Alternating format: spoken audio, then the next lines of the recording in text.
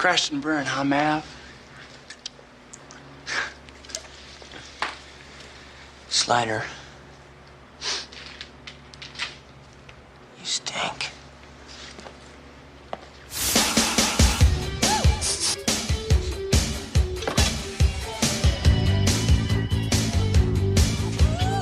Let's go! Okay, I see. Welcome to BrotoGP. This is episode number 56. We are coming at you after the first MotoGP round of the season. Qatar just happened. Yeah. Oh, everyone is actually excited now. This is great. We had some World Superbike talk there episodes ago. No one cares. No one cares. All right, let's jump right into this one. So Kev is here. You heard him already. Yeah, I am. I'm here. Ready to fucking go, dog. He's ready to give away helmet too. I'm jacked and I'm amped. We have racing, MotoGP racing. Shit was legit, and everything I've been saying for 2 years, everything I've been spitting happened. So Dude, I'm ready to go. I just imagine like Kev like in front of the mirror, like fucking like airboxing and shit, just like moving around. I was posing like fucking Slider from Top Gun during the volleyball scene from the music y'all just heard in the mirror, because me and Paris Hilton knew from day one, son, that Maverick was the shit and that House of Wax is a highly underrated movie. All right, you're getting off topic already. Whatever. Everett is here too. Fucking stoked. Great first opening round. Fucking stoked. It's been amazing. Everett brought some energy on this intro, which is great. Let's get some stuff going here. So this episode, of course, is brought to you by RiderzLaw. RiderzLaw, they're California motorcycle accident injury lawyers. They've got some stuff brewing with Moto America and maybe some new sponsorship. So check us out and check RiderzLaw out for that coming news. But if you guys ever get into any trouble on the street, if you ever need any legal help, especially if you live in California, please check out RiderzLaw and RiderzLaw.com. They will take care of you. Cy and the other Rob, amazing lawyers, and that's not fake news. So they're And also, if you tell Cy you got hurt, you need a guy, and Sam Demas High School football rules, he give you a discount. That's true. That's real talk. That ain't fake news. Oh man, yeah. I'm sure someone read Cy's review of BrotoGP on iTunes, but we'll get to that Wild one a little Stallions. later. Wild Stallions, of course. So other than that, we got CycleGear too. CycleGear is helping us out, and Kev, can you take this one here?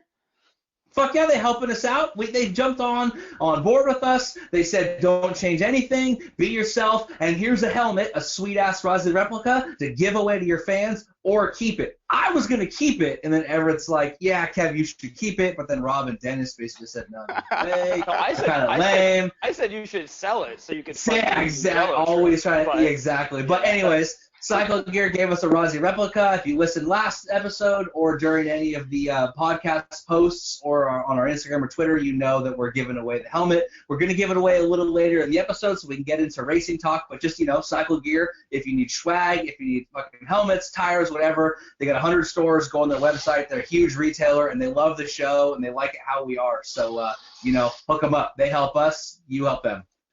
And Awesome. You're good to go. All right, let's dive into the first round then. So the first thing that I want to talk about, which I'm not sure you guys really want to cover because it's not actually racing, is this clusterfuck that we had in the middle of the desert. So I'm kind of pissed, right? Like Dorna builds up the whole thing, right? We get a 4-day schedule, so it's already kind of weird. Like we get racing a little early in the week, but then we show up to qualifying and nothing, right? It freaking rained. The track is not prepared because the track is dead. It fucking dumped. It didn't just rain, too. It dumped. You know what I mean? Like, it was solid. Yeah, I mean... So, it wasn't just a little rain. Truck. What? Right. And guys were like, what? That's right. That's what happened. I mean, to be fair, this doesn't happen that often now, but this is now the second round that we've had at Qatar that was impacted by rain, right? In 2009, the race on Sunday was canceled and we had to wait until Monday, right? This is insane. So like 13% of all Qatar races are affected by rain. So let's not act like it's a thing that doesn't happen. Yeah, right.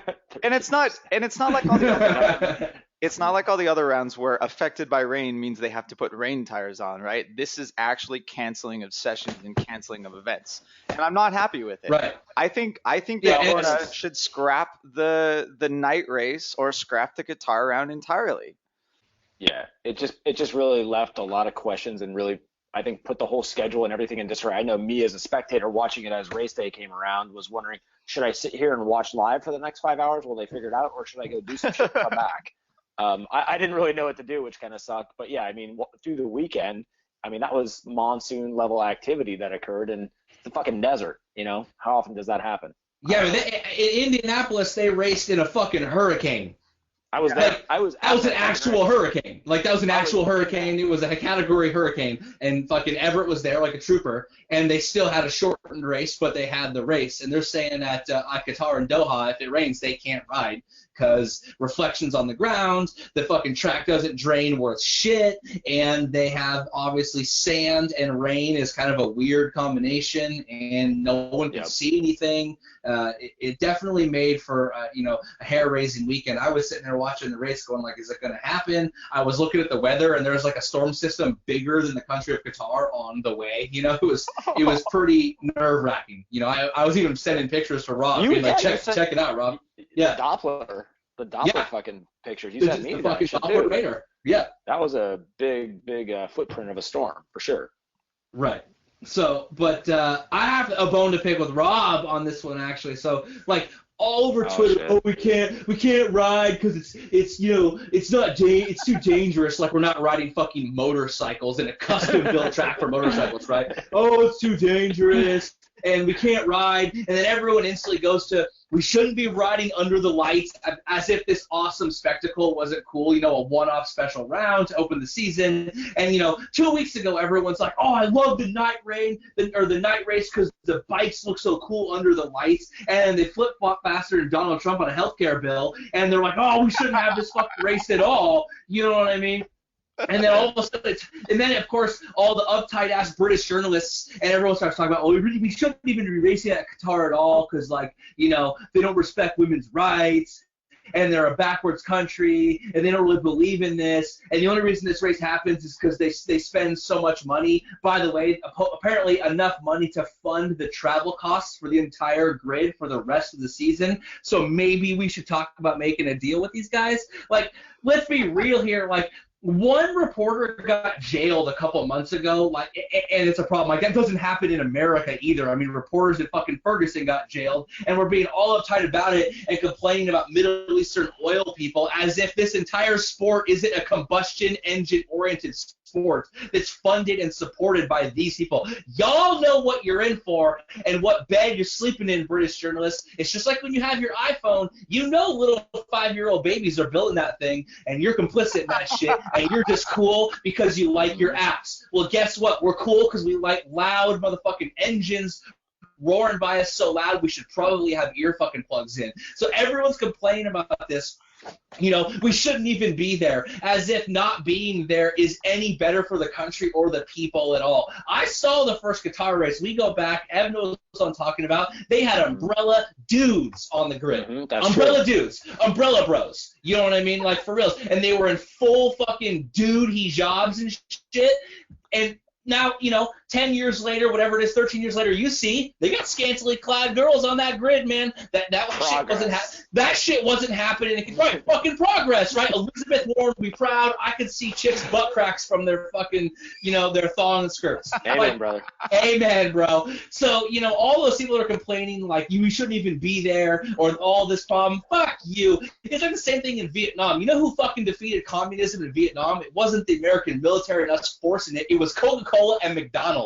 You know what I mean? I got friends in Vietnam right now, son, and they're sending pictures and posting shit from fucking bars and brothels and hookers and blow, and that shit was not cool under communism, and then American fucking capitalism drops Coca-Cola and Monster energy drink and Leopard energy drink. Just kidding, those don't actually exist. And, you know, and so all I'm saying is the Qatar round is dope. It's a spectacle. Quit your bitching. It rained a little bit. We can make adjustments, just like umbrella dudes turned into umbrella skanks.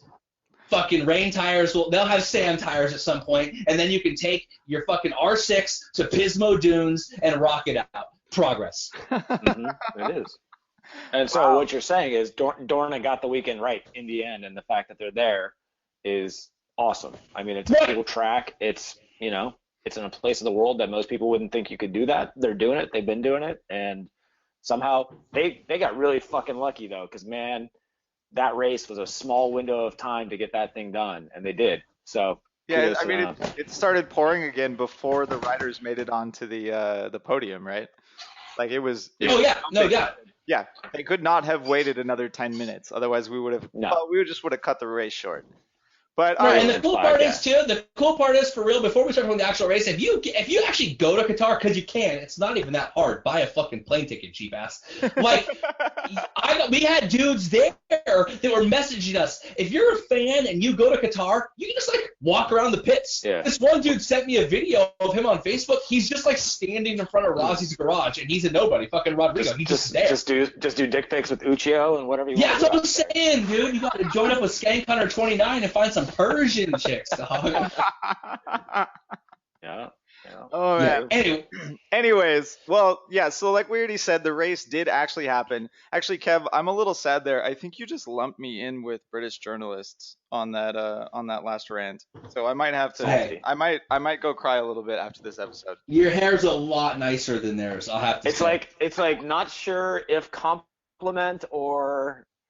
You know, right. Yeah. hating on me. Yeah. No, definitely kind of a slap in the face on that one. All right. So the backhanded compliment. So the race actually did happen, right? The conditions were completely 100% dry. Everyone was a little hesitant for the first couple of laps, and most of the riders said that. But well, not everyone, but we'll get to that. You're getting ahead of yourself. All right, so let's talk about the top three first. Let's go down the podium. So Maverick won this race. Unfortunately, he also ruined off-season testing for us because he just destroyed everyone then too. So he ruined our listens in general. There was nothing to talk about. Just Maverick's hella fast, like we said. I can only say I told you so many times. He gets the first pole of the season in a weird way after dominating that, and then he goes on to win the race like a goddamn assassin that he is. I mean, that was not like one of those random, everything lined up perfect and I dominated from the front and ran around and you're like, okay, that was kind of a one-off win. Right. That was like, I get the win, conditions a little tricky, I'm in the top 5, I feel it out, and then I pick motherfuckers off one by one. He had missile lock on Dovey at the end there. I got missile lock. Exactly. Yeah. I mean, it took him a while to climb up, but he did it methodically, worked his way through and charged to the front, let other people make mistakes, remain calm and smooth, and just, I mean, ultimately got there and just maintained it. Passed Dovey and then set his fastest lap of the race after he passed him. Yeah, on the final lap there, Dovey had no chance of coming back. It was a very mature ride from him. Like he said in the post-race press conference that he didn't feel that great in the first couple of laps, and we saw him in 5th or 6th place at worst. And that's the kind of mature ride that a championship contender puts in the first race of the year, right? End up there, see how things work out, wait for other people with the soft tires either bin it or lose grip, and then end up very close to the front, or in this case on top. So I do hope that we see more of similar races from him, because his first last year on the Suzuki, there were a couple of races that were the opposite, right? Just pushing super hard and making mistakes. But he's really bringing it together on this M1. Mm-hmm. No, again, I'm not surprised at all. This is what we've been saying. When he signed to Yamaha, I said 2017 champ. Who did I say was going to win last race? Maverick's going to win. Dude's going to win 9 races this year, straight up. I'm pretty sure all 3 of you did. So, yeah, I did not. Right, I mean, but all 3 of you did. Right. Like, like I said, me and Paris Hilton, you know what I mean? Like, that's hot. Like, for real. So He was. You could kind of sense the nervousness, though, early on in the early laps when he was back in, 5th, 6th, or whatever it was. And then he did work his way back up. And obviously, attrition helped, and we'll get into that, too. But it goes to show how mentally capable he is to ride at the front and to manage a race like that and be a top rider and challenge for the championship. Right. Yeah, I mean, at least his first race on Yamaha. His nervousness is in no way reflective of Jorge's nervousness. So yeah, for real. We'll get there too. All right, so in different tangent. In second place, we got Desmo Dovey on the Ducati, and D's out for Dovey. Bridesmaid. Always the bridesmaid. Yeah. Yeah, exactly. When was the last time you finished anything but second at Qatar? I mean, Right. the Ducati's a missile. Ducati did not bring out their winglets or their sneaklets, or their huge air ducts and Ducklets. Yeah, ductlets. their stormtrooper helmet, Yeah. no doubt. So that Yeah. didn't happen because they ended up saying that the winglets produced so much drag that they couldn't make it back up with that extra horsepower they were able to put down. So we didn't see them race with them, which was a little disappointing. But it didn't really matter, right? Dovi rode this race amazing. He put on the soft rear tire because conditions were a little bit cooler because of the delay, and he just called it right. Their strategy was perfect. He actually said in the press conference that he didn't think that if they had ran the medium tire, that he would have been able to keep up with Maverick in any way. So this worked out great for them. Yeah. Yeah. Hardest working man in the race business. Yeah, serious. And if you look at it, right, I mean, there is a certain amount of gamble at the first race of the year where you're kind of going to have to just see where it all falls and where you end up. But the fact that he was right there, his tire, you could tell it went off just a little bit at the end, and it just was enough that he couldn't keep up and keep on passing and staying there. But yeah, you walk out of the first round in second, you got to be happy. Right. I mean, again, Dovi, he's going to go down as a Ducati. They got the Troy Bayliss wing out there in Bologna.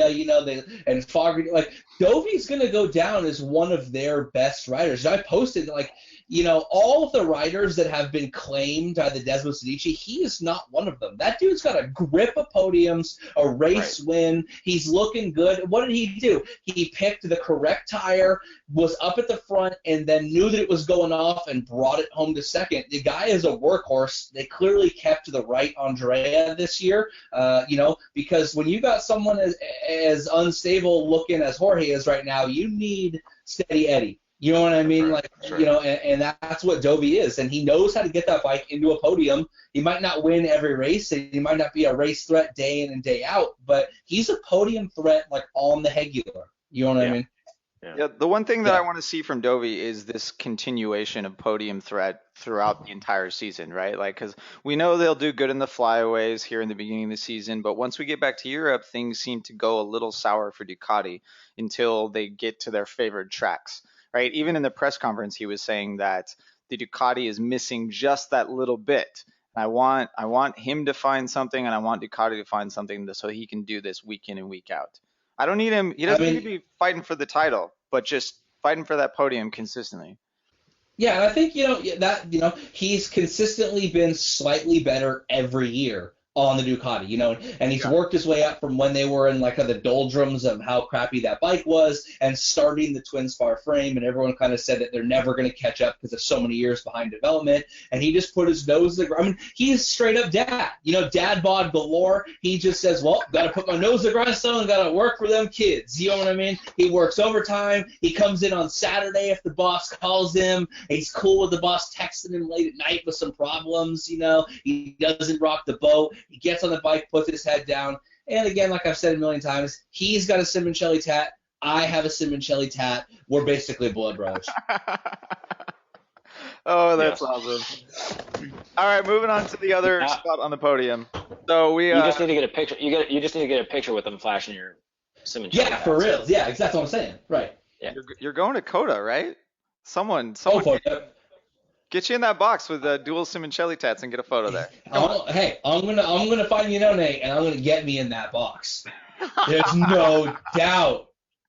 I mean, there's a doubt because my girlfriend's looking at me right now going, "What the fuck did you just say?" But whatever, she don't know. Gang cut 29 How much box wine have you had tonight? This wine is not in a box. I'm drinking champagne, son. Straight up champagne. Celebrating that first race. All right. Celebrating that first race. All right, celebrating the sweet event in my life last weekend, but we won't get into that. We're losing focus here. We're losing focus. So so on third place on the box was Rossi. A slightly unexpected podium. He was very stoked on it because of how shitty his winter testing went. And they lost Saturday, and his Thursday and Friday were kind of mediocre, right? But mediocre for Rossi. But so leave it up to the doctor to pull something out for the race, like he does every single time. One could say he found the cure. Give him more wine. Oh, doctor puns. Oh my God. Yeah, exactly. No, I mean, he took advantage of the fact that, that Cal and Marquez made late, last minute tire changes. And, obviously we saw Iannone crash out after running well, and we saw Zarco crash out after spectacularly leading the race for a number of laps. I think, Valentino, just the wily veteran who kept it upright, knows how to ride a bike in weird conditions, and doesn't get stressed out by the constant on the grid, off the grid, siding lap, off the grid, 2 siding laps, on the race, shortened thing, all that. He just got on the bike and rode the best he could and brought it home. Third at a track that he needs to be on the podium. If he wants to make any kind of title run at all, he has to 100% be on the podium at Qatar. Yeah, because it's a Yamaha track. You don't need to win round 1, but you definitely can't finish out of the top 10 or in the back of the top 10. And he did exactly what he needed to do, which was, if you watch the race, he effectively paced himself on Vinales, even though he kind of was a slow starter too. I mean, those guys effectively went and charged to the front together. So he knew he just couldn't be too far off of him, and maybe he wasn't going to edge him out this round, but he just had to be within 1 or 2 spots, right?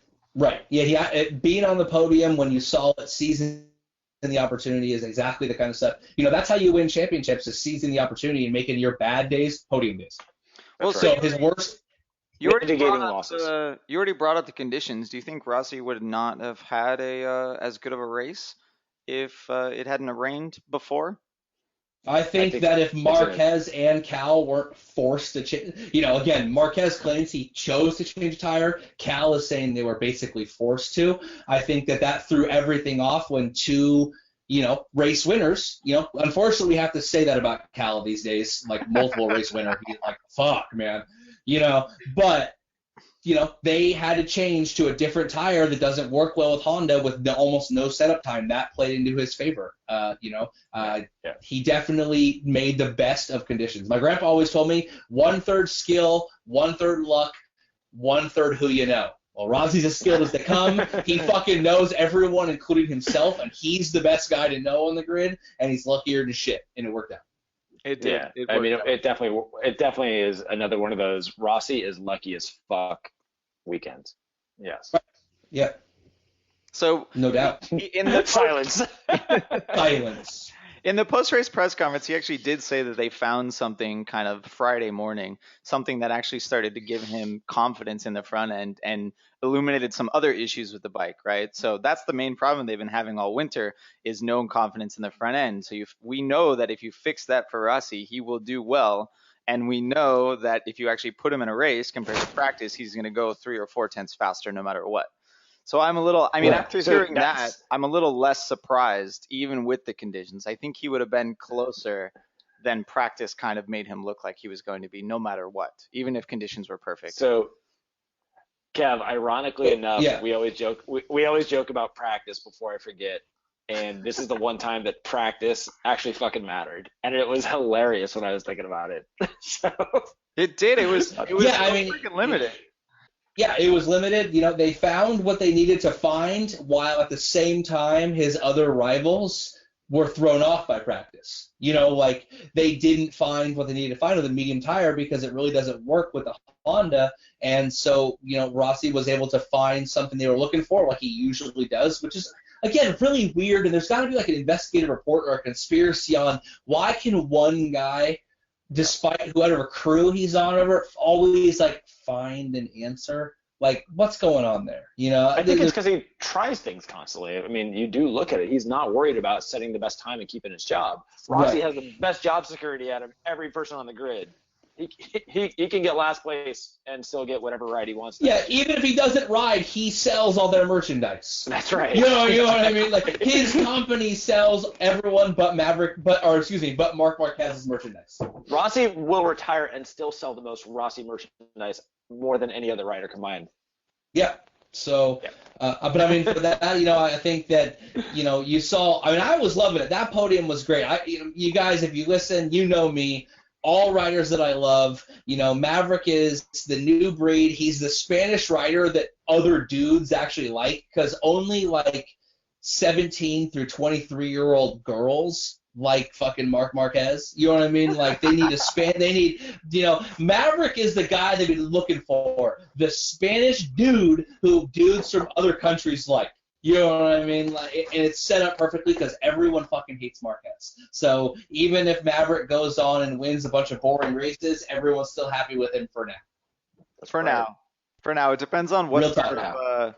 what sort of rivalry he'll have going with Rossi throughout this season. Maverick is not that stupid. The dude is so calculating, and we've seen it. Every fucking risk he ever takes is highly calculated. Back to when he threw a tantrum and left the race because he needed you got to give me a KTM when the Honda sucked. You know what I mean? And he said, I'll win this ever, and then I win the title, and he does. And then he leaves Moto2 early and goes to fucking Suzuki on a potentially 3-year contract. Everything he does is so perfectly calculating.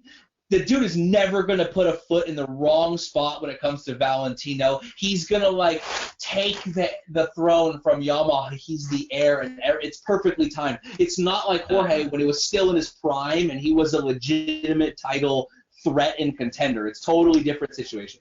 And he's not a hothead like any of those guys. You look at Marquez, or you look at Lorenzo, or some of the other contenders we've seen through the years. He's not a hothead. He doesn't crash and, bang his fist or cry about it. He just goes, fuck, I fucked up, and I'm gonna get better, right? So, and again, like I've said this before, I don't want to repeat myself, his girlfriend is like a fucking world champion motocross rider. If you're a guy who's aiming to be a world champion in motorcycle racing and the chick you go home to just wins world championships on the regular, that's a fucking good home, you know what I mean? He has some legit real talk about how to make the bike better. He bounces that shit off of his world champion girlfriend's, head, you know what I mean? So he's in a prime place. He probably doesn't even like her that much. She just because she's got thick thighs, bro. So unless you're into that shit, he might be. He posted that picture where she was doing squats with him standing on her shoulders. It was like, whoa, dude, this chick is stout. She will shot put, so. She was. Shot the motherfucker. Yeah, exactly. He's got to be into that. He's got to be into that. Oh, man. All right. I heard merch in there, so I'm forcing a segue here. Let's give something away. Oh, yeah, that's right. And the other thing we're giving away is that Rob constantly tells me to stop moving. I'm not actually moving that much, so I don't know what's going on.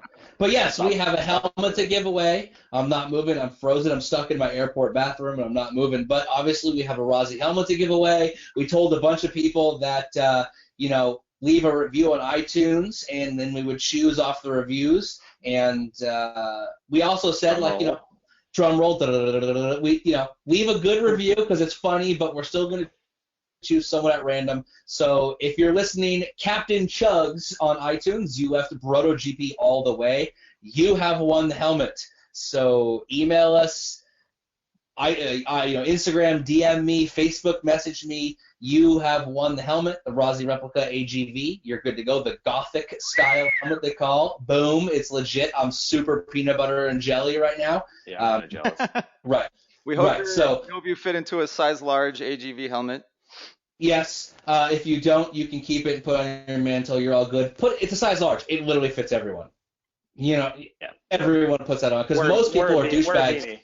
Yeah, exactly. Well, fucking put your hoodie up and put it on. But also, we told people, funny reviews, leave the contra code. That shit's hella funny. We're going to give some shit away. So we are going to give some swag away, too. So Mike D270, who told us that obviously your search for the best MotoGP podcast ends here. You win a free shirt as well. And you want to know why he won a free shirt? Because he made me laugh. And if you make me laugh, you're my bro. But love MotoGP, but looking for more than race day commentary from Nick Harris spouting that familiar number 46 100 times, or Dylan running around pit lane reporting on every rider's tire choice. Give BrotoGP podcast a listen, where things get more sideways than Marc Marquez, and the humor will smack you in the face like a seagull at Phillip Island. Act now and enjoy all the BrotoGP hit singles like Cow Bashing Time. I'm just not that into you, Rozzy. Up, down, left, right, ABS sharp. Come on, nigga. Just want to take you out, featuring Andrea Iannone. Track removed by Dorna for copyright infringement. That's why you won the shirt, that line there, and Lorenzo. So, Mike D270, send us a message. You win a shirt. Also, there's a dude who sent me, He was in the running. Sent us. No, he sent me because he included. It was so straight to me. I thought you were on the next one. My bad. No, where the fuck did this guy go? It's on here. I'm scrolling. He told me to stop moving. Here it is. Jinx 1198. Dude went above and beyond the contra code, and he dropped the code to go straight to Mike Tyson in Mike Tyson's Punch Out. You win a free shirt, motherfucker, because 007-373-5963 on the Nintendo NES is how you fight Iron Mike right off the bat. You win a free shirt, too. No, that was the guy. Because you know what? I got the NES Classic, and I actually need that code. So if you need that code, it's on the iTunes BrotoGP reviews. If you guys have an NES Classic or an emulator, or you got that new one that's super small that Nintendo's that's the classic. That's the NES Classic. Oh, that's the one. Okay, that's no doubt. Yes. Right. So I need the code, and he gave it to me. I actually benefited from that. Thank you. Right, and also before we get back to the race, a lot of people complained because you can't review on Google Play, you can't review on Android. Some people listen on like podcast-specific apps, and I called this and said, dude, fucking steal your girlfriend's phone and put it on, or her computer, iTunes, whatever. So Monterey Madeline, who said her boyfriend wasn't cool enough to have an iPhone, yeah, your boyfriend's a loser. What's up, Madeline? So she's leaving a review on his behalf. Pick him to win a helmet. He'll stop bitching about BrotoGP. Or she stop talking about BrotoGP so much. But we don't want that. But we're actually going to send Madeline a shirt too. So Madeline, you get a girl's shirt if you send this. If your boyfriend wants to wear a girl's shirt, I suppose that's cool. Everyone's got their own thing. It's California and it's 2017. Either way, a girl's V-neck BrotoGP shirt is on the way to Madeline as well. So you three send us messages, get your shirt. And Bro, who won the helmet, hook us up. Awesome. All right, we gave away stuff. Dope. We were moving back to racing. So everyone that heard your name, email us. Everyone that didn't hear your name, don't be a dick. Don't email us. Fuck you. Fuck you. No, CycleGear is going to hook us up with more stuff. So you have your chance. We didn't get like 1,000 reviews. So you had a pretty good chance to win this one. And we probably won't do the review thing for a little while here, but we'll be giving away stuff. But all right, moving back to racing. So the next thing that I really want to talk about is our notable performances. So maybe people that didn't exactly win the race, maybe didn't even finish the race, but did something a little surprising. So let's start with maybe the least surprising of the surprising riders, if that makes sense, is Skanka 29, Andrea Iannone. Yeah. Skank Hunter. That's what I'm talking about. Oh, man. Yeah, I mean, Go ahead. The dude proved. First of all, I want to give Skank Hunt 29 and Suzuki some props because they actually ran the homologated fairing with the sneaklets. They ran theirs by race direction. They made it official, and they ran the race with them. And they have the ones that aren't as bad looking, which is nice. And Iannone was out there. He proved that things got speed. They didn't lose it. Losing Maverick wasn't the end of the world. He's a race winner too. And before he crashed and kind of threw it out, dude was on fire, man. He was lit and he was ready to go. So he was all up everybody's ass in the turns. And it was pretty obvious that he even had more motor than in years past. Suzuki's definitely developed that bike and given him a better platform. So it was great to see him up there, and I think it'll make great racing for the rest of the year with him on that. The thing that gets me is this was surprising because we haven't seen this pace from him at all throughout winter testing, and then all of a sudden, I think it was in FP3 or something on Friday, he just pulls this lap out of his ass in the last 5 minutes of the session. That ends up being his qualifying position because qualifying was canceled, and then he does this in the race, right? Like he was complaining about front end feel all winter. And then they just find something. It was almost like the team and him pulled a Rossi type moment, finding something and the last possible moment. Conspiracy tactics, bro. Conspiracy tactics, Kev.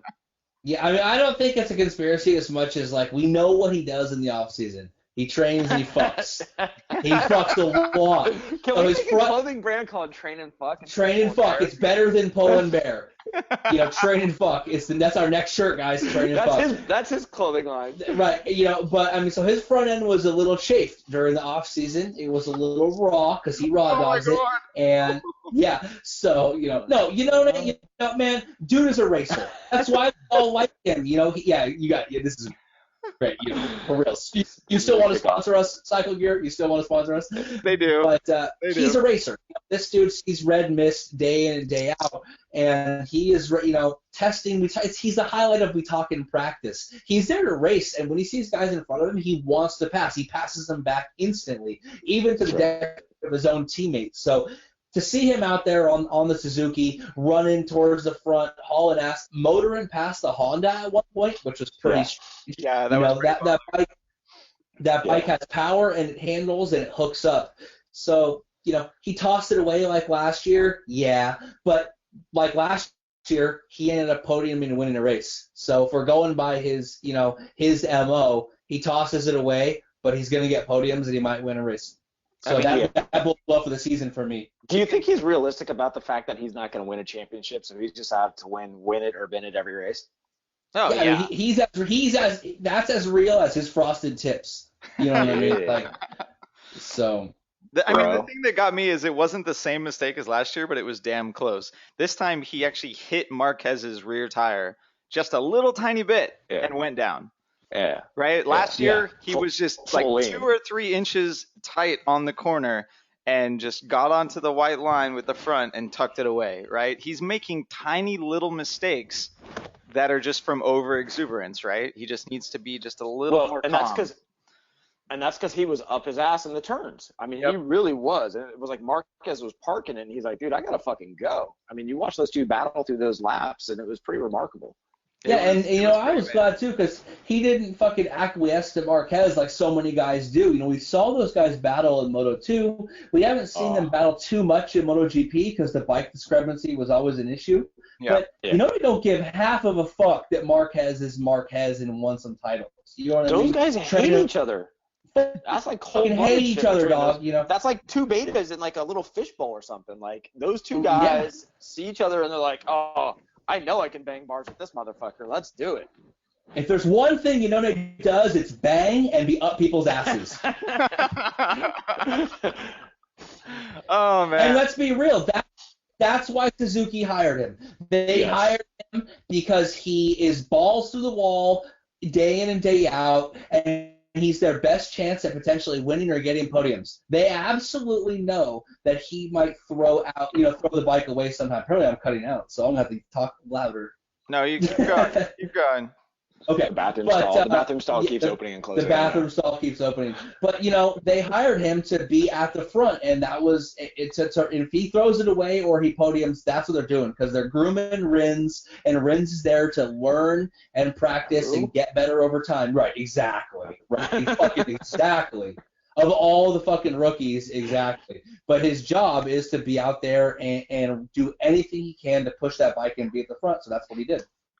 Let's I'm going to use that as a segue. So I think the next person that we want to talk about has exactly the same role at his factory. So Aleix Espargaro actually did some amazing work on the Aprilia this last round, right? This was he got 6th behind Danny Pedrosa.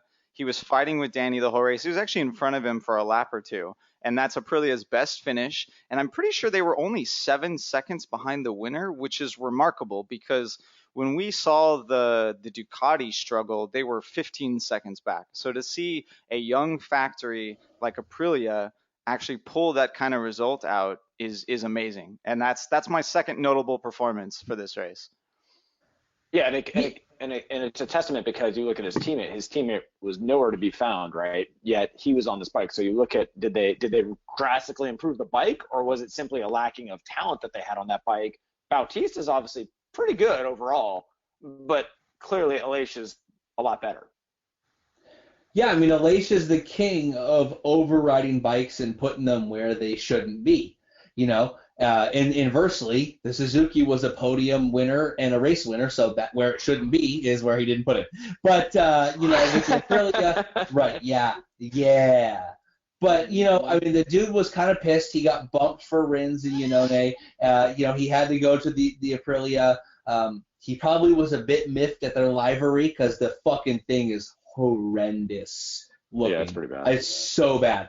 But, I don't know. I'm not as impressed and enamored with Aleix. Just like Aleix doing well reminds me of all those guys who were like in Rolling Stone and talk about how good that indie band is that had like one good show once and sold some albums, but then the rest of their albums kind of sucked and no one ever really liked them again. Well, Aleix always does just enough to make you think he's ready for the next step, and then he doesn't. He looked really good on the Yamaha. Well, we did see, right? He looked really good on the Yamaha, and then he got on a Suzuki, and Maverick fucking dropped the pump card in his face. I mean, we could bench race on this for a while, but that's not fair. That bike started out hot because it was early in the season, and as development progressed, they got left behind, and he just couldn't keep up. That wasn't really his fault in a lot of ways. Well, I mean, that could happen this year too, right? I'd argue the opposite, right? Aprilia, in theory, should only get stronger throughout the year depending on what their development plan and budget is. But early on, this early, the fact that they're there that early, I mean, a lot of attrition, but it'll be interesting. You'll know after the first 3 rounds roughly where they're going to end up and what they're going to do. Well, we'll know. Yeah, I mean, Europe. So yeah, because I've said this before. Aprilia knows how to make a race-winning bike. They don't really make very good street bikes. In fact, their street bikes are basically pieces of shit. Right? I mean, they are. Let's be real. Real talk right now. Again, that's not fake news. They're race bikes. They're race bikes that they made really heavy to make street legal. And right. How do I use this thing on that? Aprilia sells street bikes so that they can race. And they won a shitload of junior class titles. They know how to make an aluminum twin spar bike. They know how to make a bike that gets around a Grand Prix track. And they said that, their goal was to come back. They came back with a methodical thing and eventually fight for podiums and wins. They're on the track. Do I think Aleix is the guy to do it? No. But he is the guy to override the bike and get them the data and continue to improve that bike. Someone's got to push that thing to its limits to figure out and beyond where it needs to be. Yeah, where it can improve and get better, right? And so he's going to do that, and hopefully they can find the next progression after that. So I mean, the only chance they have pretty much for winning anything is after Aleix, right? Is after 2 years of his development and them signing, and we shouldn't use the term anymore, but signing an alien, right? So they could actually move to that next step, because we know that Aleix isn't going to do that race-winning development.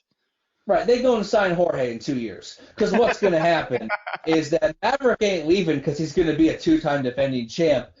Yamaha fucking ain't getting rid of Rossi unless he wants to leave, because he'll probably be like 3rd of the championship 2 years on the bounce with a couple of wins and selling mad merch. And Jorge ain't staying at Ducati, so he's got to go somewhere. He's not going to Honda, so because Honda already has fucking Alex Marquez ready to go in the wings, so he's going to Aprilia. Get a race win. You brought up Alex Marquez. That's hilarious. Yeah, exactly. Yeah, for reals. All right, well let's move on from Aleix then and get to our final notable performance. The number 1 most notable performance outside the top 3. So I'm pretty sure I've got this statistic right. I believe that Johan Zarco is the first person to have ever led his first MotoGP lap.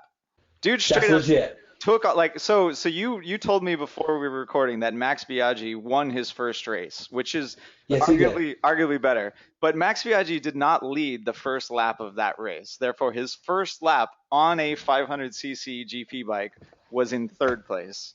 But Zarco Zarco led how many laps did he lead? 5 or 6? The first 6 laps. Yeah.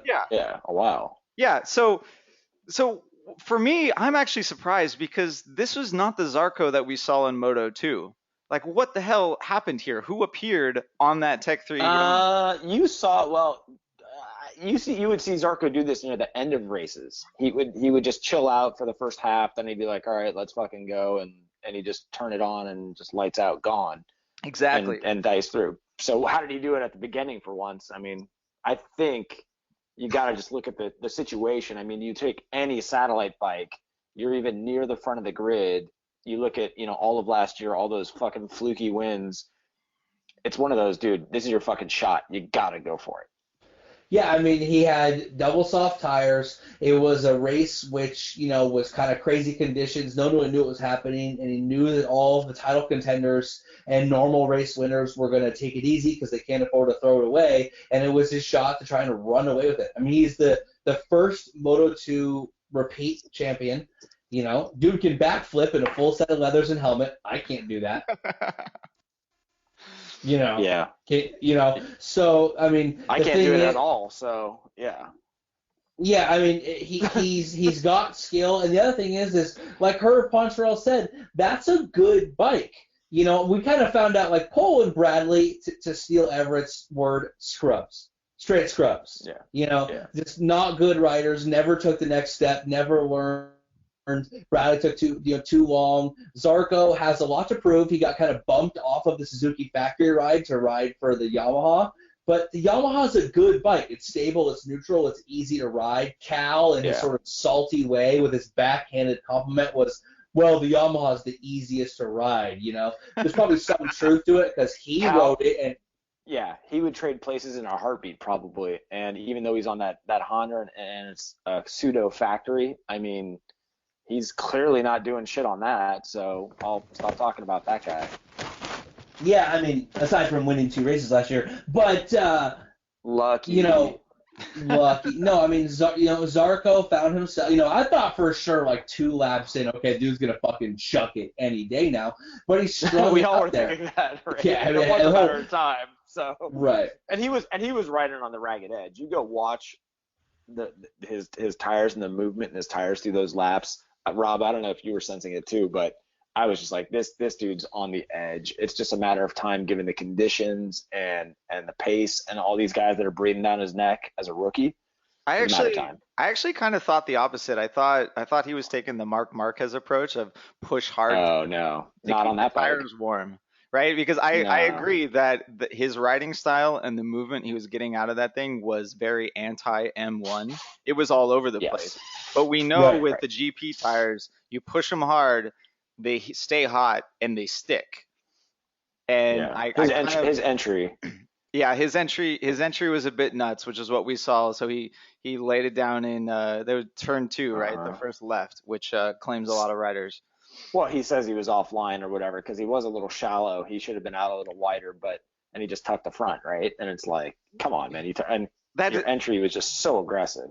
With that corner, it never seems like anyone actually tucks the front. They grab the brakes. They've got like 10 degrees of lean angle, and the front tire is gone. It's not almost, a tuck, technically. Yeah. It's just I locked up the brakes and fucking dumped it. Yeah, and there it went. But so with bringing up the M1 and even comparing it to all the other bikes, the thing that gets me is this round always favors the satellite riders a little bit more than the other ones because they've had the testing time, right? We were just here. They got so much setup time to go through every corner and get their engine braking perfect, their traction control perfect, their slip target perfect, right? It's all been dialed. Sure, you throw in the weather conditions and it changes things a little bit. But at the same time, when we get to the next round in Argentina, they only get a very short amount of time to do all that setup work. And I don't think we're going to see the satellite riders up there in the same fashion because of that. I mean, here's the thing, too. Like, everyone talks about he had nothing to lose, right? Yeah. Get out there, ride your ass off. Maverick, Valentino, Marquez, and even to a lesser extent, Dovey and Jorge, one would maybe think, have everything to lose. But Zarco's got nothing to lose. And right now, he's still in that, like, old Iannone phase where, it's cool, he chucked it away.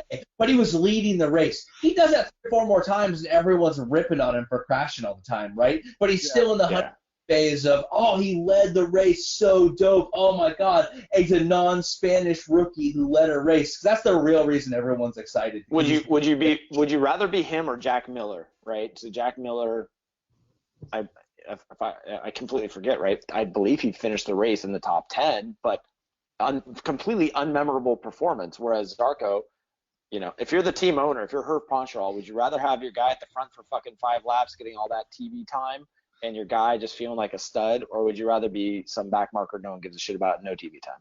Right, that's what I'm saying. Yeah, the coverage was there for Monster energy drink.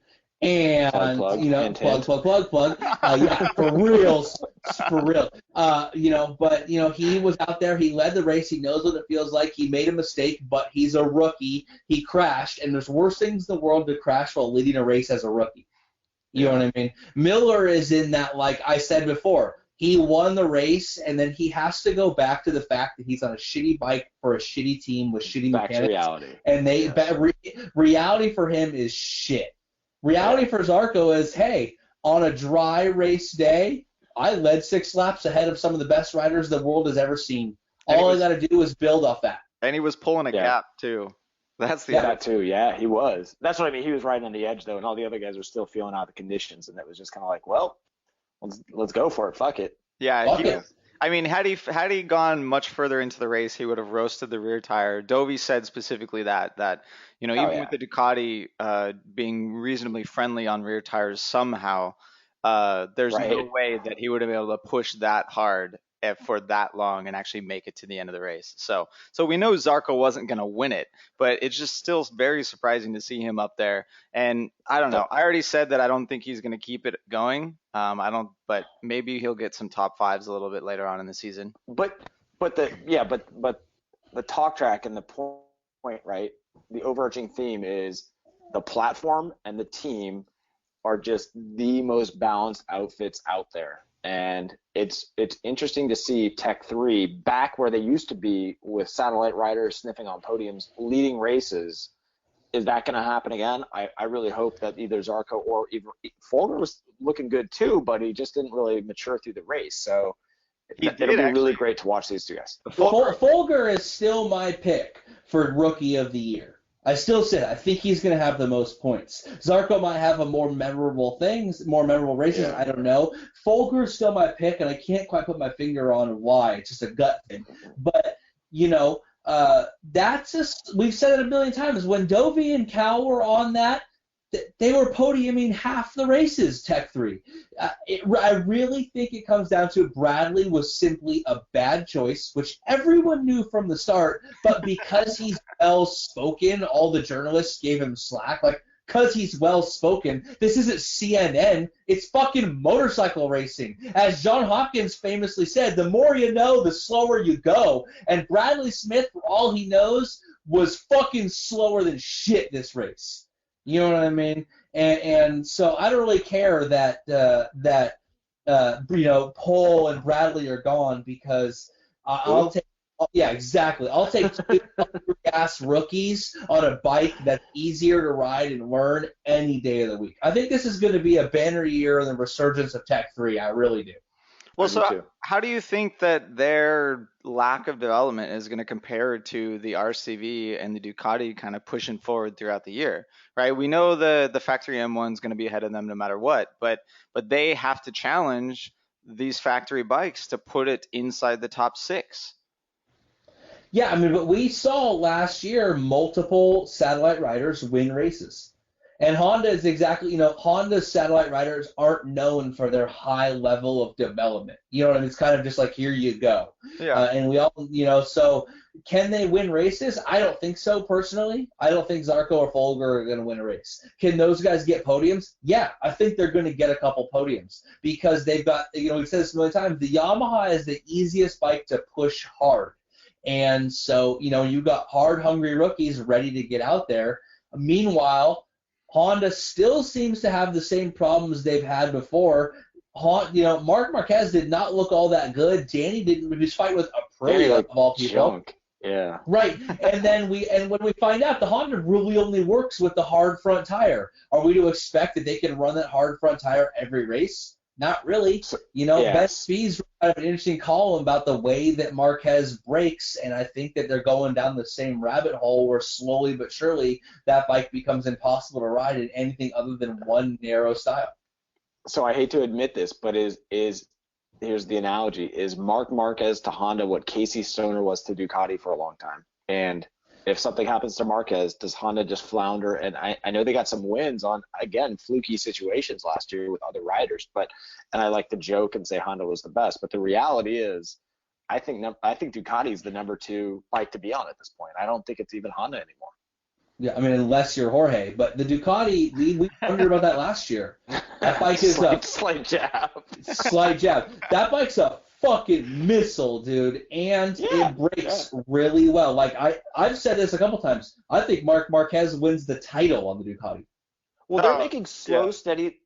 Ducati's making slow, steady progress ever since Gigi got there, and you see it.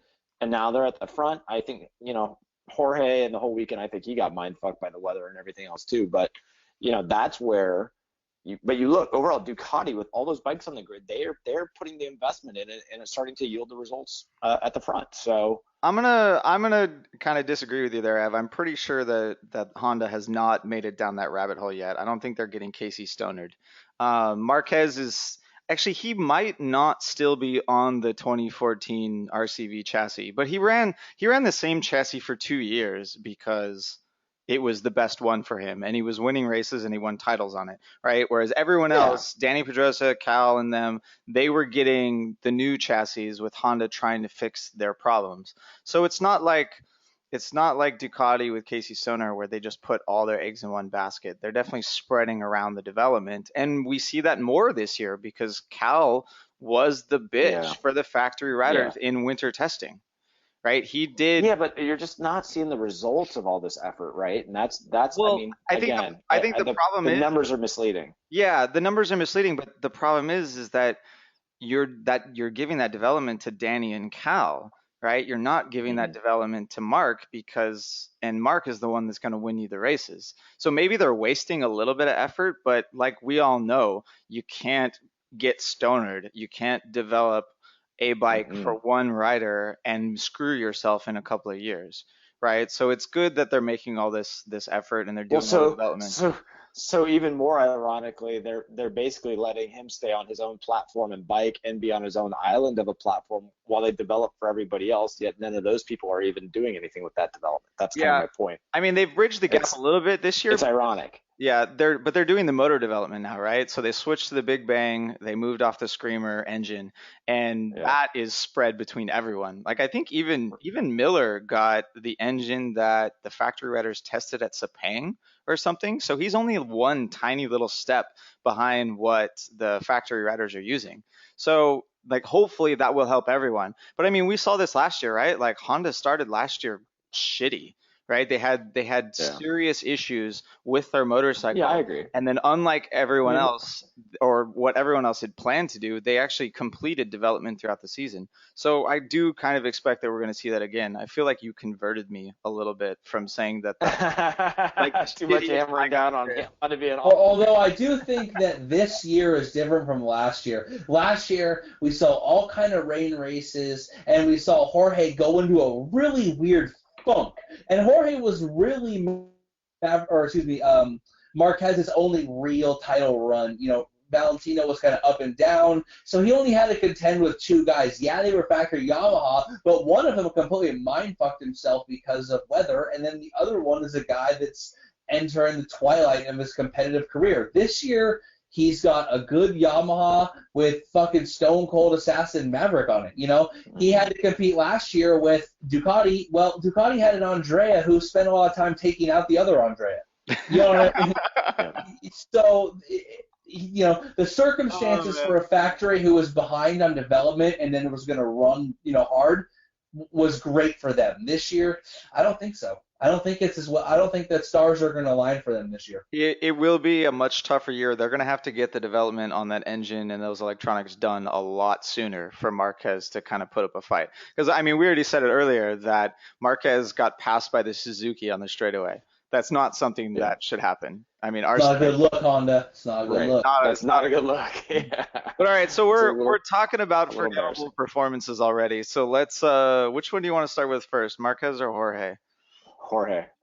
Oh man. So first and foremost, I mean, dude just fucking choked on his opening weekend, and it really makes me wonder, did he hide out on what we are now realizing and we've known and we keep saying is the most balanced, best platform with a great team? Did he just get lucky as fuck and hide out there and have success on that, and he really isn't as great as we all think he is? I mean, the other thing too is that, like, the Ducati doesn't suck. We just spent like 10 minutes talking about whether it's the second That's best. my point. Last year had a shitload of podiums and won 2 races with second-tier level guys. It doesn't suck. You know, Did he honey dick everybody? He was honey dicking people straight up. All this talk about could he win back-to-back races and do the same thing Valentino did? Hell no. Fuck that, dude. Fuck that. He got 11th with like 90 people crashing in front of him. Yeah, that dude would have been losing out to Bautista and Zarco if it wasn't. That's what I'm He saying. would have been 14th behind Zarco and Bautista and Iannone any other weekend. Do you think it's and Rob, you might have read more on this world because you're the tech guy out of the crew. Do you think he just can't set a bike up? No, we know for a fact that he doesn't brake hard and late, and that's exactly what Dovi does, and Dovi rides a Ducati, right? Iannone did the same shit too, right? Yeah, Iannone actually didn't like it nearly as much as Dovi, and which is why I think he's kind of getting on with the Suzuki. Right. But no, I do think I almost agree with you, Ev, that Jorge is not as good as we thought he was. But if I'm gonna knock him down a peg, it's the tiniest, smallest little peg you've ever seen. Yeah. It's just he's still the guy that finished a race with a collarbone that was one. He's still world class. Yeah, Right. He's still world class. He still has 3 world titles. It doesn't matter what bike you're riding. To win that many MotoGP titles, you have to be freaking amazing, especially against the competition that you did it against. So I think he's going to improve dramatically, and I think he still will beat Dovi. What was our bet from last round? It was the first half of the season, right? Who had the most points? The mid-year break. Yeah, the mid-year break was going to be. Yeah, so inflection. I'm a little worried about that, but I think the second half of the season is no contest. I think Jorge is just he'll get it together. And the Ducati I still think that Jorge wins 2 races this year. And here's the other thing. If Jorge was on a Yamaha, that's what I said. If Jorge was on a Yamaha in a round where it rained in the sand and qualifying was canceled, and then on the grid they stopped the grid and everyone had to line back up, and then they had 2 siding laps and lowered the race by laps, he probably still would have got 10th or 11th, right? I mean, that happened last year basically. Like, I actually don't think he just gets mind fucked. Gets mind fucked by that stuff. Again, if it's not 114-degree track temperature and 81 degrees Fahrenheit with, partially cloudy, in Spain, in Europe, he has problems. I don't think that when you look at what happened that race weekend, which is, there was weird rain, they canceled things, 4-day race weekend for some strange reason, and then all of the controversy and all of the weird stuff that happened right before the race. Everyone was talking about, oh man, can Maverick handle the pressure and all this stuff? Dude's cool as a cucumber. It was Jorge who couldn't handle it. The dude has a very narrow zone on which he's unbeatable. But outside of that zone, he's the most beatable 3-time champ there ever was. Asterisk caveat. Yeah. Right. Yeah. All right, let's move on from the Jorge zone and get to Marquez and another crucial mistake by Marquez and Honda and HRC. Right? They threw on the medium front tire because they were worried that it'd be too cold towards the end of the race, and it was painfully obvious that it was the wrong choice. This 5 laps into the race. Pretty fast, Right. yeah.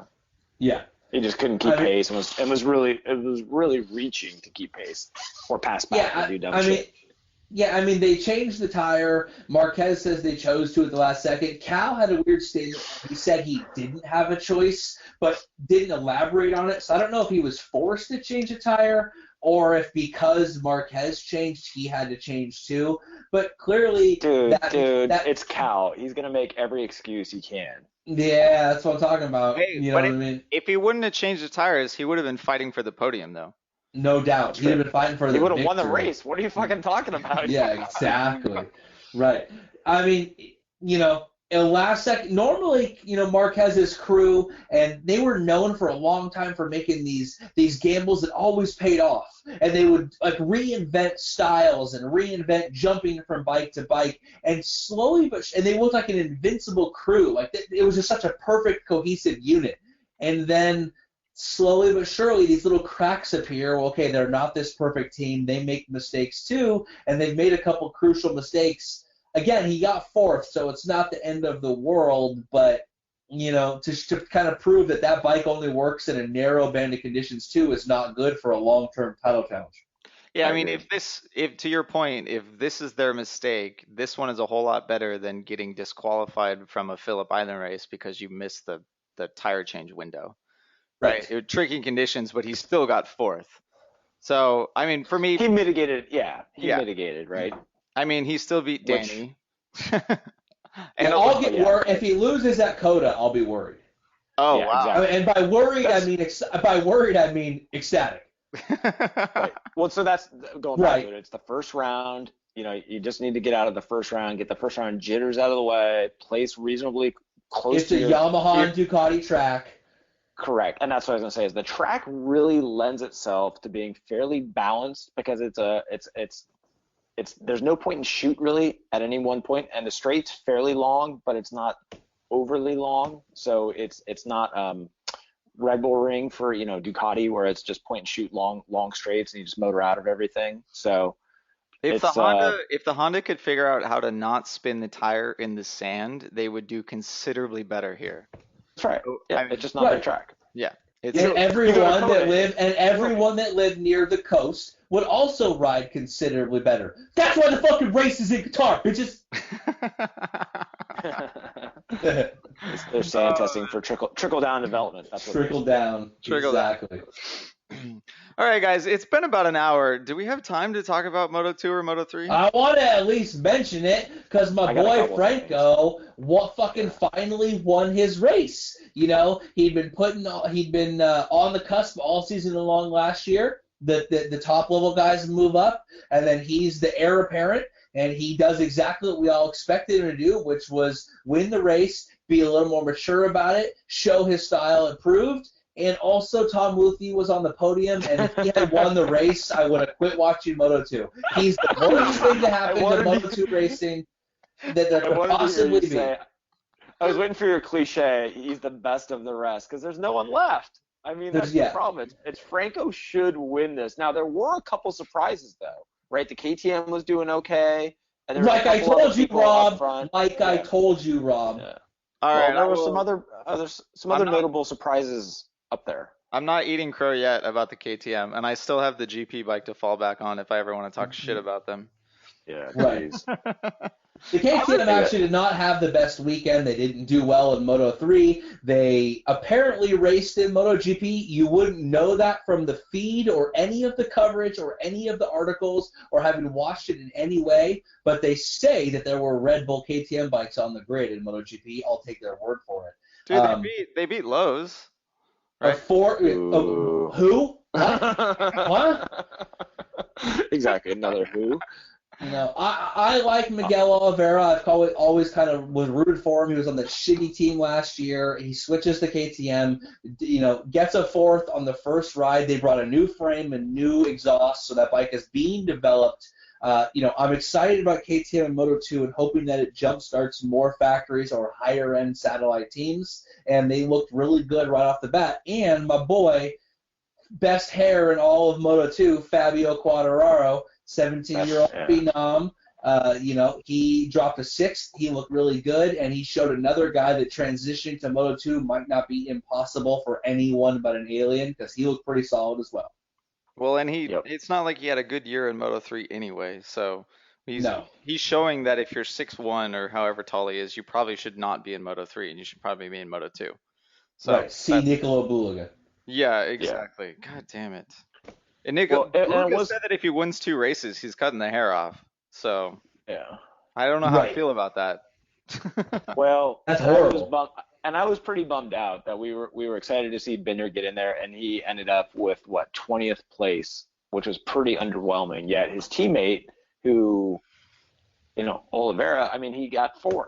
So it's like, Binder, we thought you were going to be the stud, and complete opposite. So yeah, I mean, he's what it is. It's always interesting. He's taking the Alex Marquez approach. You just need it's kind of like the Bradley Smith approach, right? No, the approach he's actually taking is not the Alex Marquez approach, it's the Danny Kent approach, which is Yeah. you dominate in Moto3 and you're fucking nowhere in Moto2, and you're never going to be nowhere in Moto2. A lot of people might have thought Binder was going to do well. I was not one of those people. You can see me in Everett's text threads quite a bit. I've always talked shit about Brad Binder and never thought he was going to be the guy. So far, I feel vindicated.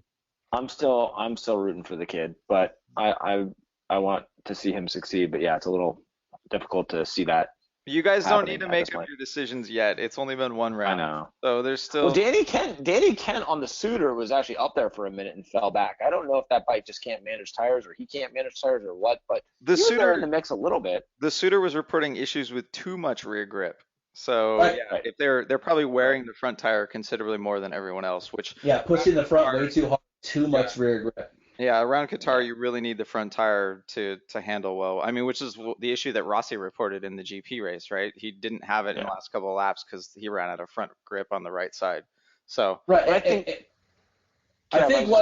go ahead. I was just gonna say, like you've said about this class in past, is there's no marquee names here anymore. It's a little bit disappointing. You watch it, you turn it on, you don't really recognize anybody, and except Thomas Luthi, who's been there, and he's nothing special, right? Yet the guy's consistent and a good rider, but you don't get excited to go turn on the TV and watch Moto2 for Thomas Luthi. So No, I mean Tom Luthi might be the most successful podium Moto2 rider there is, but he is, I've said before, he's the Rich Oliveira of Moto2. If anyone remembers old AMA, him being there is right. You know what I'm talking about. This year, I think, is going to be a banner year. Personally, I think KTM is in and Oliveira is dope, and KTM is all in, all hands on deck. Valentino's there. I think Pekka Bagnaia, he did really well in practice. He looked good. He still has a lot to learn, as does the team. Yeah. And you're seeing. I think Quattararo is, they're up there, and I think Quattararo is going to do a lot better than some people expected. Guy was a beast in the CEV Championship. He had a great initial year in Moto3, and then Leopard switched to the KTM. They did not do well on that bike. They switched back to the Honda, and what did Joan Mir do for the segue Rob is desperately pleading me for to do? He won the race, right? The KTM, the KTM last year wasn't the bike for anyone other than a couple riders. We saw Pekka Bagnaia won on a Mahindra a couple times.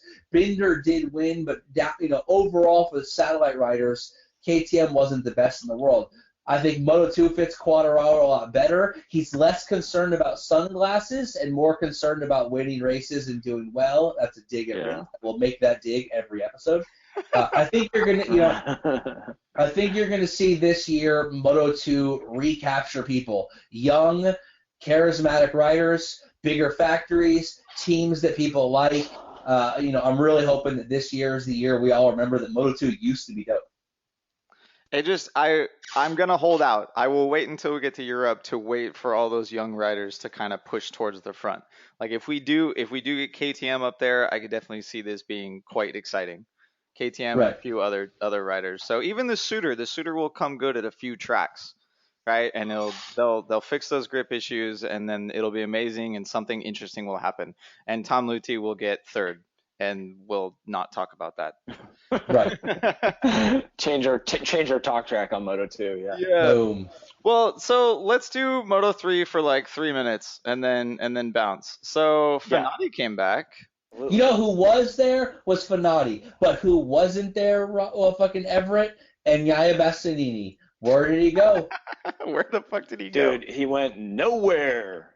If you gotta have references, it's got to include 80s movies and Nintendo NES cheat codes. It's okay, no, I mean for real, Moto3 was cool and all, and it was a barn burner. But what was kind of weird was like Inyaya wasn't there, Bulaga wasn't there.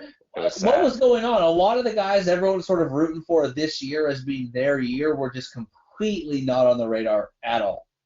A lot of people, I feel like they lost the draft on that lead group, and then there was no chance, right? Like a couple. The lead group was like 10 deep pretty early on, and then it did break free eventually. But that's the problem, right? Because Still. Bulaga and Bastianini were down in the bottom of the 15, so they needed to be a little bit further up to catch on to that, and they just miserably failed, right? At least, Right. I mean, I think the draft ended up 9th place was the draft. They were And Antonelli battling was up there. with guys that are like back markers.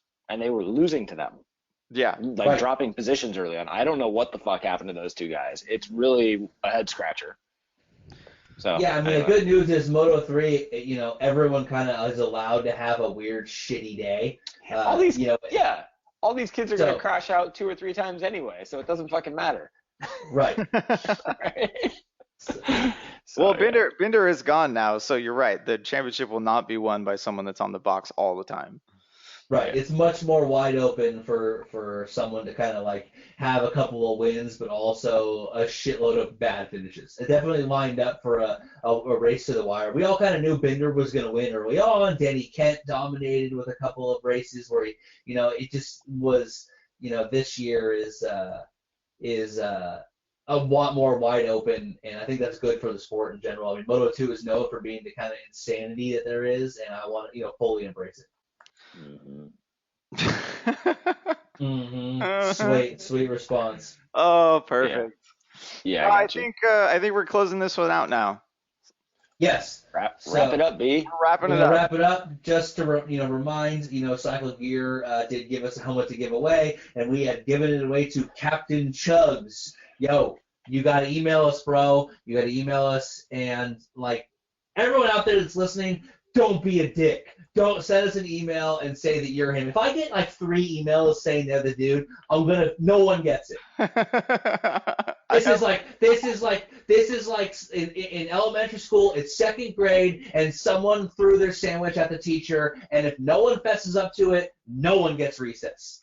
If you're Captain Chug, send us a screen cap of your like iTunes account of you typing in another review or something. Right. It does. Yeah. Just say it's you, and if there's no problems, it's all good. Send us a review. He can go review, what is it, Paddock Pass Podcast or something? Yeah, And that would be, yeah. Right. I had to think what it was called even. It's a tongue twister. 1 star, Right. 1 star. And anyone One else star review. that want a shirt, email us too. I guess we're a little more liberal with the shirts, but no, never mind. But we're low tech, so you need to tell us who to send it to. I blame Apple. I blame Apple. You're not allowed to respond to reviews, otherwise we totally would know who you are right off the bat. So Right. So send me if you follow us on the Instagram, send me a DM. If you're on Facebook, send us a message. You can email us. What's the email, Rob? brotogp.tho@gmail.com. BrotoGP though. Yeah. There you go. Email us. Dot though. Right.